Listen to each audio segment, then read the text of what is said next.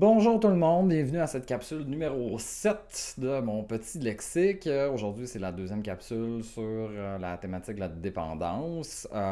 Donc aujourd'hui, je vais parler un peu de tolérance à dépendance physique versus psychologique.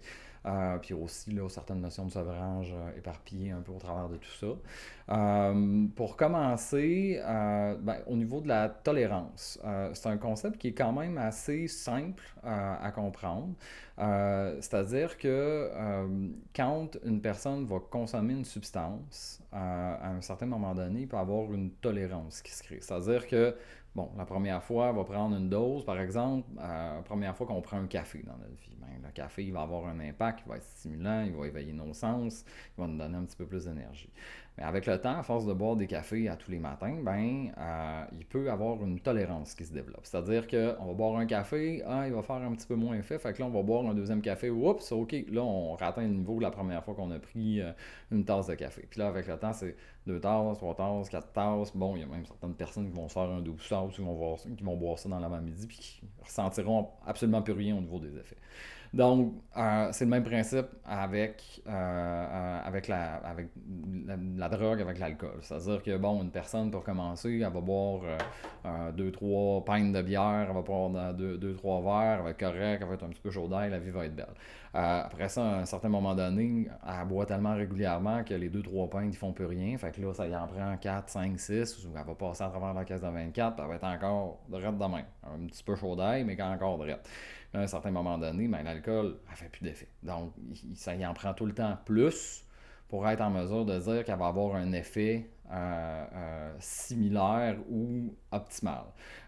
Ce qui va se passer, en fait, quand on parle de dépendance physique, c'est que la substance va tellement avoir été ingérée avec régularité qu'à un certain moment donné, c'est le corps qui en a besoin pour être capable de fonctionner. Pour faire un exemple très très très simple, c'est beaucoup plus complexe que ce que je vous l'explique, mais pour essayer de le simplifier le plus simplement possible. La semaine passée, je parlais du système de la dopamine, donc le système de récompense. Bon, situation comme ça où il y a une dépendance physique, on peut dire en fait, ce qui va se passer, c'est que, bon, comme je le disais, naturellement, ces substances-là sont produites chimiquement par le corps.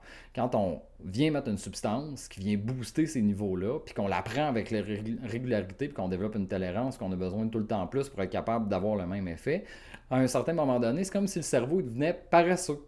Donc, c'est pas qu'il arrête de produire la substance, mais il en produit un petit peu moins. Parce qu'il n'y a pas besoin d'en produire. Il y a tout le temps une substance qui vient combler, en fait, l'espèce de manque à gagner. Donc, là, on commence à parler de dépendance physique. Donc, c'est le corps, physiquement, qui a besoin de la substance pour fonctionner normalement.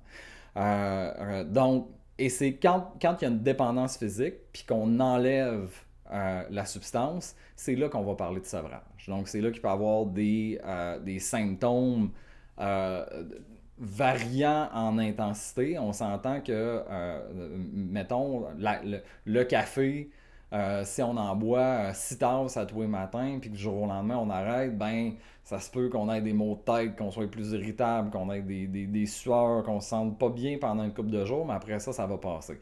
Donc, la dépendance physique est moins importante que, mettons, quelqu'un qui va boire de l'alcool à toutes les heures de la journée, qui va se réveiller pendant la nuit pour en boire. Ben, le sevrage, dans ce genre de situation-là, souvent va demander une supervision médicale pour s'assurer que la personne, que sa vie soit pas en danger. Parce qu'il y a certains sevrages il y en a pas, c'est pas tous les sevrages, là, c'est vraiment certains spécifiques qui peuvent mettre la vie de la personne en danger. Donc, tolérance, c'est le corps s'habitue à la substance, puis ça nous en prend tout le temps plus pour avoir le même effet. Dépendance physique, c'est quand le corps a besoin de la substance pour fonctionner. Donc, pour juste produire ce qui est censé de produire normalement ou être dans l'état où il est censé être normalement. Euh, Quand on parle de dépendance psychologique, si je reprends mon exemple du café, ben, OK, si on en prend 6 tasses à tous les jours, on va avoir un sevrage physique, on va se sentir un peu tout croche, les maux de tête. Après une semaine, Normalement, ça va être passé. Et ce qui va se passer, puis là où on tombe dans la dépendance psychologique, c'est qu'on va quand même avoir envie du café. On va quand même avoir envie de se réveiller. C'est le geste, c'est l'habitude. Euh, Dans certains cas, quand on pense, mettons, à la consommation d'alcool, ben, il y a certaines personnes qui vont aller au bar. Puis à tous les soirs, ils vont aller au bar avec l'habitude de consommer. Mais à un certain moment donné, une fois que le sevrage physique est fait, ben, la personne peut quand même encore avoir envie, pas nécessairement juste de la substance, mais du contexte qu'il y a autour. Donc, du contexte social, d'aller au bar, les odeurs, les routines, en fait, les habitudes. Donc, la dépendance psychologique, c'est vraiment plus au niveau des comportements. Puis bon, ça va dépendre de la personnalité, ça va dépendre des habitudes, ça va dépendre de l'entourage, parce qu'on s'entend, encore une fois, pour, mettons, des personnes qui vont s'injecter. Il va y avoir des rituels, il va y avoir des moments, il va y avoir des endroits, puis souvent, tout le cercle social finit par se construire au niveau de la consommation, tout dépendamment des substances. Ce qui fait que même si le sevrage physique est passé, ben, la tentation est quand même là, les envies, les habitudes sont encore toutes ancrées. Donc, il va quand même avoir une dépendance, il peut quand même avoir une dépendance psychologique qui est beaucoup plus longue à déconstruire. Donc, euh, euh, pour simplifier, dépendance psychologique, on est plus dans les habitudes de vie, les comportements. Dépendance physique, on est vraiment dans le fonctionnement normal du corps, que la substance vient combler en fait un certain rôle dans le fonctionnement. La tolérance, c'est plus on en prend, plus ça nous en prend.